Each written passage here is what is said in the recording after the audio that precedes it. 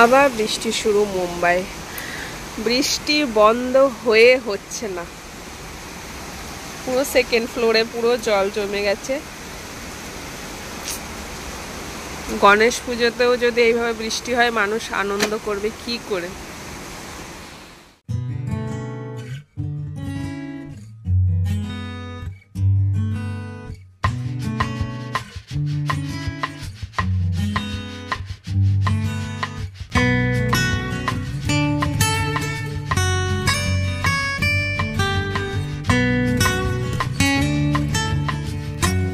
ওইদিকে এত বৃষ্টি আর এইদিকে দেখো আমি সব জামা কাপড় ভিজিয়েছি।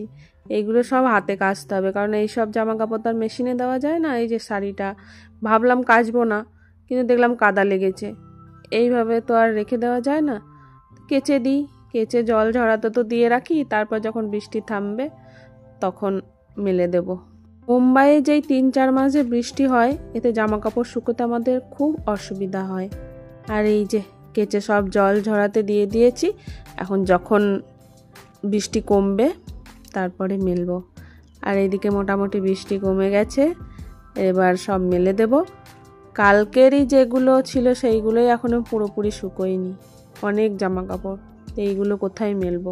কোনো পুজো পার্বণে তো এটাই হয়, একটা জামা পরা হয়, একটা ছাড়া হয়, একটা শাড়ি পরা হয়, একটা শাড়ি ছাড়া হয়, তো এইভাবেই তো হয়, তাই না? আমরাও যখন ছোট ছিলাম মাকে এইভাবেই অত্যাচার করেছি, এখন আমার বাচ্চারা করছে। এখন বুঝতে পারি মা হয়ে যে মায়েদের কতটা দায়িত্ব কর্তব্য থাকে।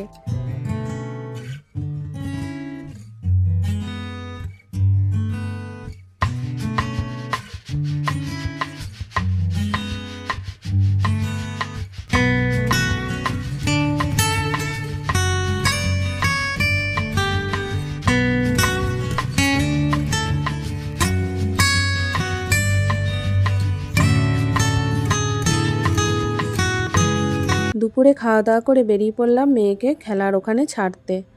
আগে শনি রবিবার খেলতে যেত, রামবাবু নিয়ে যেতে পারতো, নিয়ে আসতো।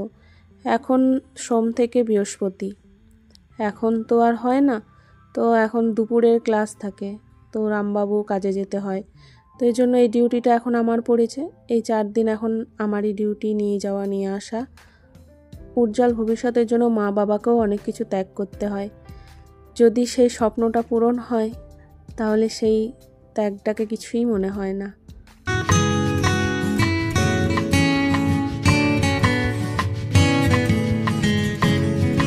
কি বানিয়েছো দেখি?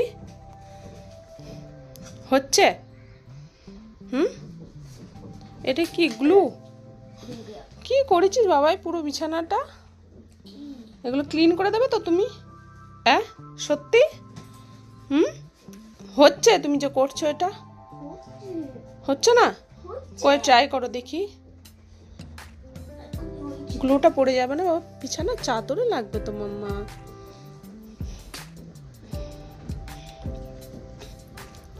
এই যে স্কুল না থাকলে এই যে এই সবই চলে। আমরা নোংরার ভয়ে বলি যে এটা করবি না ওটা করবি না, কিন্তু আমার মতে মনে হয় একটু নোংরা হলেও যথেষ্ট। কিন্তু এসব শিখতে তো পারবে, বড় হয়ে গেলে তো এগুলো তার করবে না, তাই না? তুমি বড় হয়ে গেলে এসব করবে? হ্যাঁ সোনা তা তো। জল খেয়েছ? হচ্ছে? কই দেখি।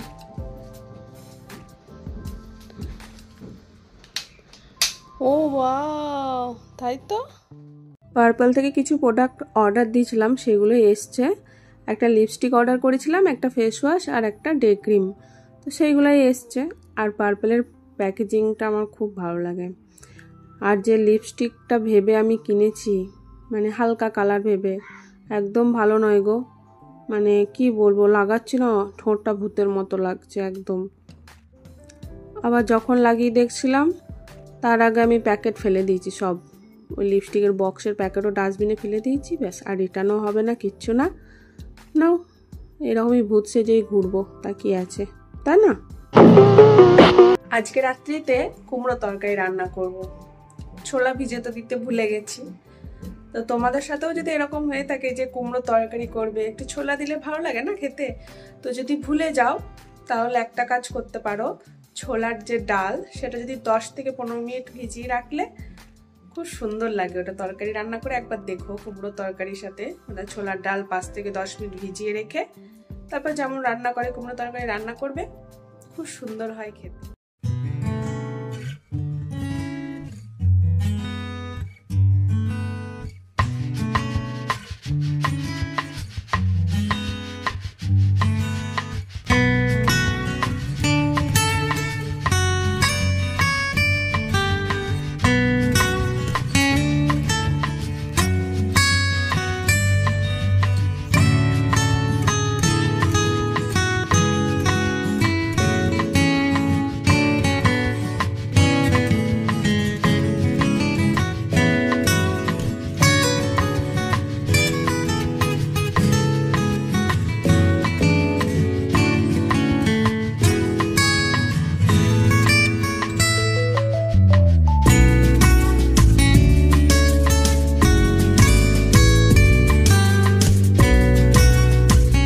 এইগুলো হচ্ছে আমার সন্ধ্যের কাজ, বোতলে জল ভরা।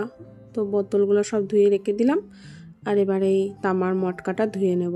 এটা পিতাম্বরী দিয়ে মেজে নিয়েছি, তবুও একটু লেবু দিয়ে যদি না ধুই না কেমন একটা লাগে। পিতাম্বরীর দেখবে একটা সাদা কালারের স্তর পড়ে, ধোয়ার পরে উবুর করে রাখলে না একটা স্তর পড়ে। তো সেই জন্য আমি লেবু দিয়ে এটাকে পরিষ্কার করে ধুয়ে নিই, তারপরে এতে আমি জল ভরি, আর 2-3 দিন ছাড়া আমি জলটাকে চেঞ্জ করে ফেলি।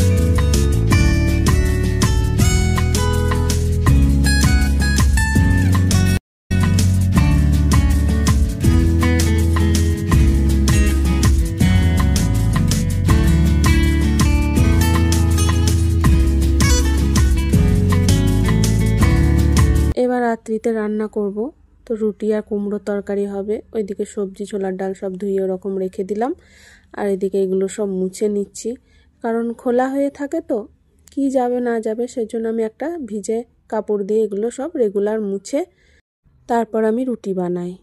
এই যে আটাটা মেখে রেখে দিলাম, আর একটু মাখতে হবে কারণ এখনো পুরোপুরি মাখা হয়নি। আর আটা মেখে না সঙ্গে সঙ্গে হাত ধুয়ে নেবে, তাহলে কি হবে শুকোবে না হাতটা, তো পরে তোমাদের হাতটা ধুতেও কষ্ট হবে না। আমি তো আটা মেখে আগে হাত ধুয়ে নিই। আগে আমি তরকারিটা করে নেব, তারপর রুটি করব। এই যে সব গোল্লা পাকিয়ে রেখে দিয়েছি, আর এই যে এখানে কেটে রেখেছি সব।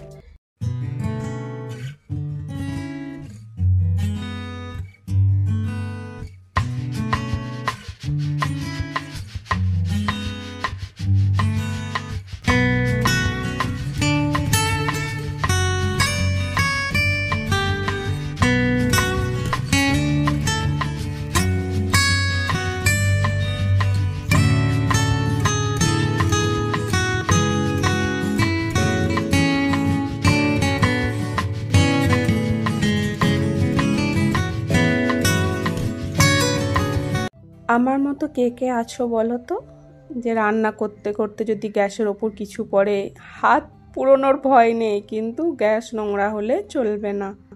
আমি না অনেক খুঁতখুঁতে মানুষ, আমার মা তো বলে তুই খুব খুঁতখুঁতে। আসলে আমার এই পরিষ্কার পরিষ্কার রোগটা না খুব আছে। গ্যাসের টেবিলে কিছু পড়লে হবে না, শুকনো থাকতে হবে। চলো এবার রুটি করে নিই, তাওয়া বসিয়ে দিয়েছি, ওইদিকে তরকারিটাও হচ্ছে, আর কিছুক্ষণ পরে রামবাবু চলে আসবে, তো একসাথেই সবাই মিলে খাবো।